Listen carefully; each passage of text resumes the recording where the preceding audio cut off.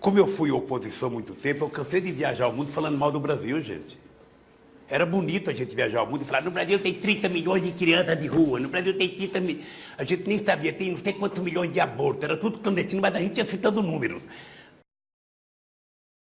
Eu não sei se vocês sabem, mas o processo do presidente Lula tem 250 mil páginas. Esse processo.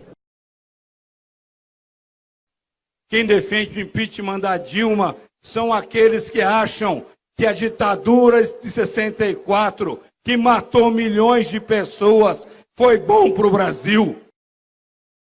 A segunda, eu acho que aqui, nesse conjunto de entrevistadores, talvez valesse a pena a gente discutir uma questão que já foi discutida pelo senhor, mas que eu acho que tem um impacto, vai ter um impacto na história do Brasil razoável, que foram as manifestações de junho. E a partir dessa reflexão, eu queria lhe fazer uma pergunta muito objetiva. O que o senhor acha da lei antiterrorismo? O que o senhor acha da lei antiterrorismo? Que eu acho que é uma das principais preocupações hoje do movimento social brasileiro, tem sido discutido em todos os fóruns que a gente tem estado presente, tem grande contrariedade com esse projeto de lei, com essa iniciativa, né, para si. Então, eu queria ouvir do senhor o que o senhor acha disso.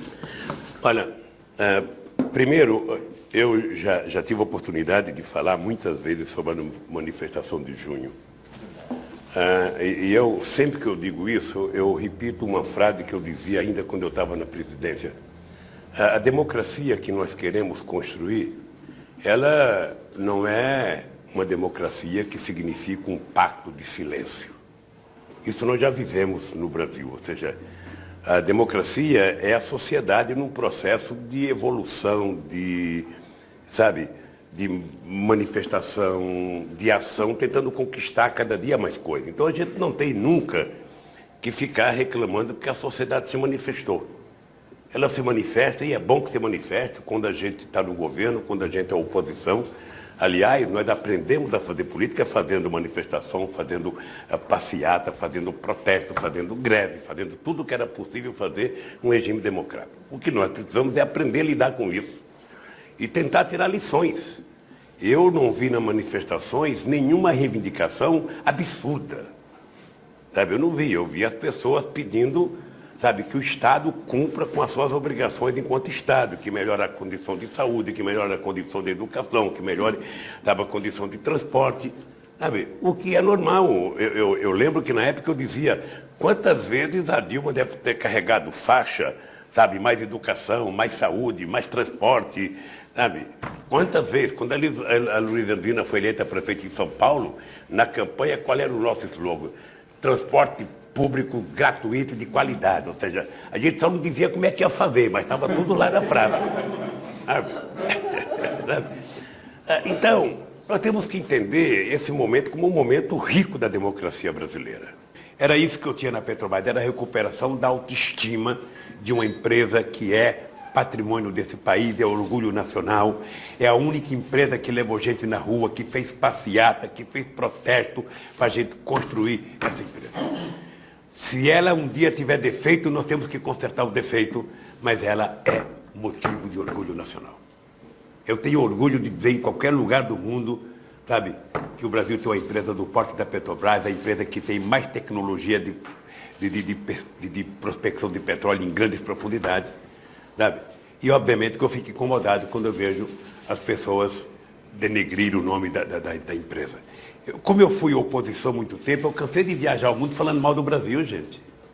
Era bonito a gente viajar ao mundo e falar, no Brasil tem 30 milhões de crianças de rua, no Brasil tem 30 milhões... A gente nem sabia, tem não sei quantos milhões de abortos, era tudo clandestino, mas a gente ia citando números, Se o cara perguntasse a fonte, a gente não tinha, mas a gente ia citando números. Eu não esqueço nunca, um dia eu estava debatendo, o Roberto Marinho e o Jaime Lerner em Paris. Aí eu estava lá falando, eu tinha os números, não sei de que entidade que era, também não vou dizer aqui, porque eu já tenho 68 anos, não vou. Mas eu estava dizendo, porque no Brasil tem 25 milhões de crianças de rua. Eu era aplaudido calorosamente pelos franceses. Quando eu terminei de falar, o Jaime Lerner falou assim para mim, Lula, não pode ter 25 milhões de crianças de rua, Lula. Porque senão a gente não conseguiria andar nas ruas, Lula. É muita gente.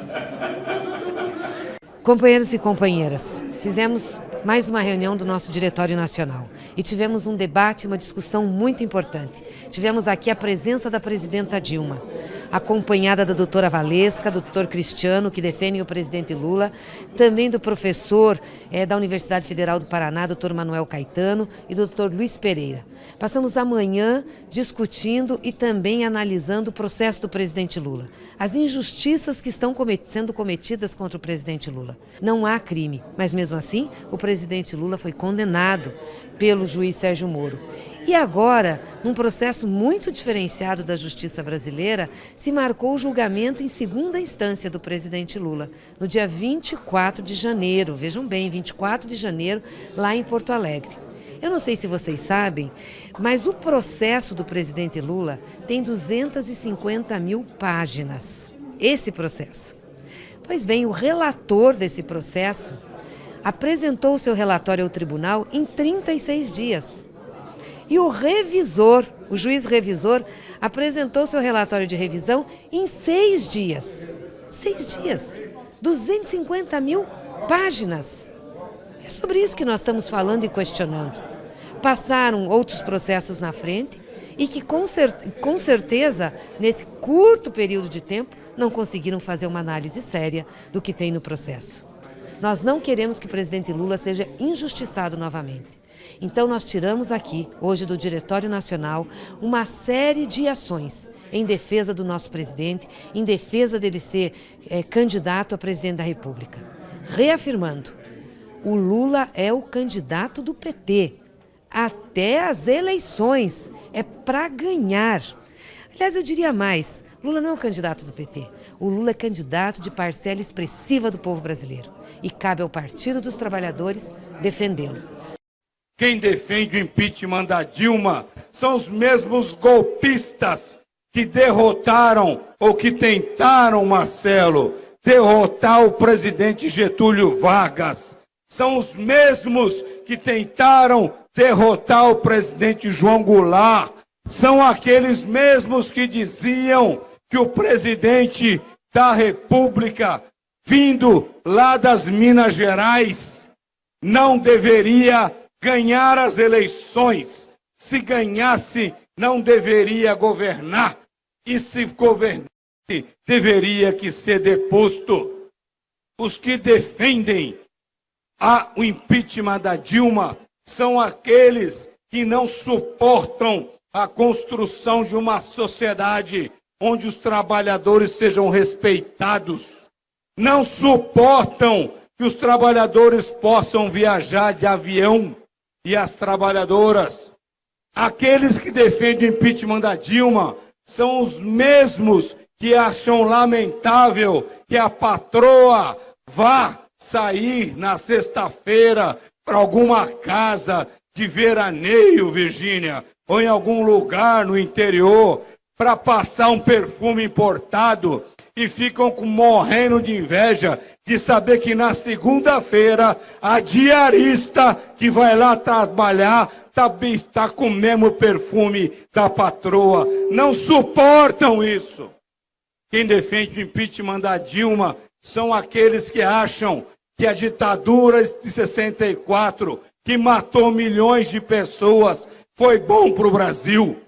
Quem defende o impeachment da Dilma, Rony, são aqueles que não querem uma Petrobras nacional com o conceito que o petróleo é nosso e que nós vamos transformar o futuro e o que vem de riqueza do pré-sal para construir uma política de saúde e educação que vai transformar o Brasil e os nossos filhos e filhas em um país preponderante no mundo. Quem defende o impeachment da Dilma são aqueles que não concordam com a política de valorização do salário mínimo. São aqueles que não concordam com a política de igualdade entre homens e mulheres, entre brancos e negros e indígenas, que não querem a democracia.